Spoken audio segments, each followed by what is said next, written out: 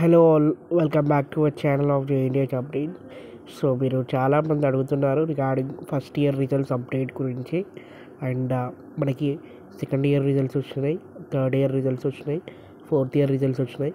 ఒక 4-2 and 1-1 and 1-2 exam results అయితే రావాలి.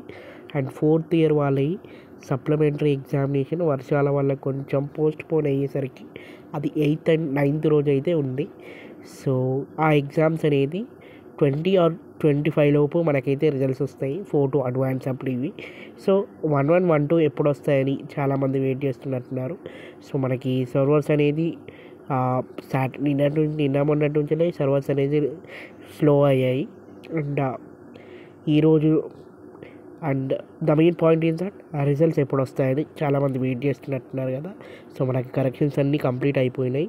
అండ్ మీకు మిడ్ ఎగ్జామ్స్ వచ్చేసి 2-1 మిడ్ ఎగ్జామ్స్ 17th నుంచి అయితే స్టార్ట్ అవబోతున్నాయి, సెప్టెంబర్ 17th నుంచి. సో మోస్ట్ ప్రాబబ్లీ ఈ వీక్లో మీకైతే రిజల్ట్స్ అయితే డిక్లేర్ అవుతాయి. 1-2 రిజల్ట్స్ అయితే ఈ వీక్లో అవుతాయి. 1-1 చెప్పలేము, ఒక 2-3 డేస్ లోపు డిక్లేర్ చేయొచ్చు. సో ఇన్ కేస్ కొంచెం సెట్స్ వల్ల అటు ఇటు లేట్ అయినా కానీ 17th లోపు అయితే డిక్లరేషన్ అయితే జరుగుతాయి. సో మోస్ట్లీ 99% ఈ వీక్లో థర్స్డే ఆర్ ఫ్రైడే వరకు రిజల్ట్స్ అయితే వస్తాయి. అండ్ ఇక 1-1 వచ్చేసి నెక్స్ట్ వీకా ఈ వీకా అంటే లైక్ ఒక 2-3 డేస్ తర్వాత అయితే రిలీజ్ చేస్తారు. ఎలాగో 1-1లో సప్లీ వాళ్ళే ఉంటారు కాబట్టి, అందరూ సప్లీ వాళ్ళే ఉంటారు కాబట్టి సో అంత ఏమి ఉండదు.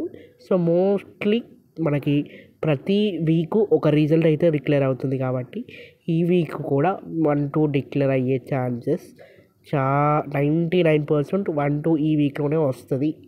అండ్ 1-1 కూడా వస్తుందా అంటే చెప్పలేను, బట్ మోస్ట్లీ రావచ్చు. అండ్ 2-3 డేస్లో ఈ మనకైతే 1-2 రిజల్ట్స్ అయితే డిక్లేర్ అయితే అవుతాయి. So this is the update guys regarding 1-2 and 1-1 1-2 and 4-2 వచ్చేసి 20 లోపల వస్తుంది గైస్. ఒకవేళ ఇన్ కేస్ బై మిస్టేక్లో కరెక్షన్స్ రిజల్ట్ ప్రాసెసింగ్ అటు ఇటు లేట్ అయినా కానీ సో 22 ఆర్ 25 లోపు మీకైతే డిక్లేర్ అవుతాయి మోస్ట్ ప్రాబబ్లీ.